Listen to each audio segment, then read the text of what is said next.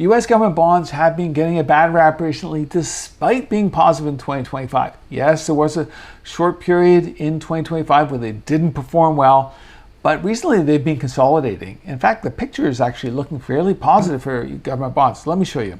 This graph shows the performance of U.S. midterm government bonds 7 to 10 years. We're using the ETF IEF that trades in the U.S. You can see the overall trend since 2020 has been negative for government bonds. These red bars represent the performance in July. If we take a look back at 2021, we can see that we had positive performance in the month of July.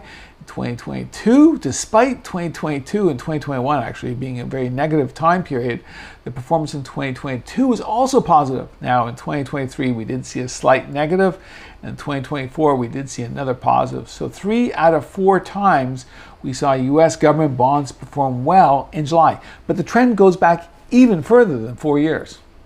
This graph shows the performance of U.S. midterm government bonds over the last 10 years. You can see the average here is this blue line. This light blue line is 2025 year to date. You can see right here, there's where we're at. So on an average basis, this blue line tends to move up at this time of the year. And there are some positives here that do take place overall at this time over the last 10 years, and a couple of negatives as well. But on average, we do see that strong seasonal time take place for U.S. government bonds. If that were to happen, we'd expect to see U.S. government bonds to perform well over the next little while. This chart goes back to 2003 here. And if we take a look at the month of July here, on average, U.S. government bonds have performed 0.6%, and on a median basis, 0.8%. That's actually very good. But look at this number here.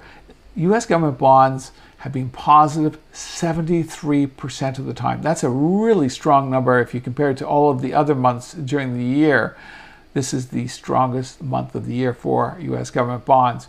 We can take a look. Here's 2024. We just discussed here, which is positive. Then we saw that negative in 2023.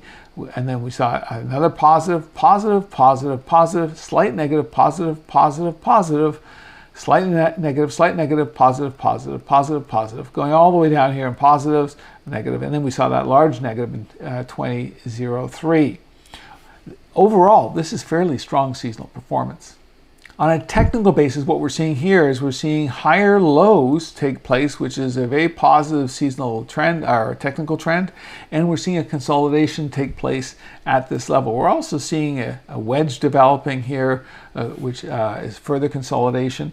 So overall, the technical picture looks good, and we have a strong seasonal tailwinds at this time, so the picture is looking fairly good for U.S. government bonds at this time.